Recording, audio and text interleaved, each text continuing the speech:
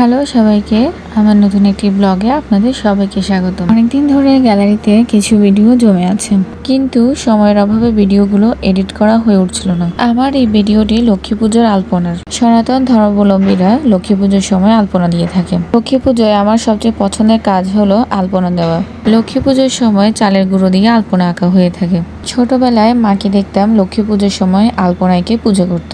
ছোটবেলায় আমরা পুজো ও আলপনা নিয়ে অত ব্যস্ত না থাকলেও আমরা ব্যস্ত থাকতাম বাজি পোড়ানো এবং সন্দেশ খাওয়া নিয়ে। কে কার চেয়ে কয়টি বেশি সন্দেশ পেল সেটি নিয়ে আমাদের মধ্যে কম্পিটিশন হতো। ছোটবেলার ফেলে আসা স্মৃতিগুলো সত্যি অনেক সুন্দর হয়। আমি চালের গুঁড়ো দিয়ে অতটা ভালো আলপনা আঁকতে পারি না, তবে চেষ্টা করেছি আলপনা আঁকার। ব্রাহ্মণ আঙ্কেল আমাদের লক্ষ্মী পুজোর সময় দিয়েছিল সন্ধ্যার সময়, তাই আমি আস্তে ধীরে লক্ষ্মী পুজোর জন্য আলপনা করছিলাম। আলপনা আঁকার পর শুকিয়ে গেলে সেখানে মা লক্ষ্মীকে বসিয়ে পূজা করা হয়।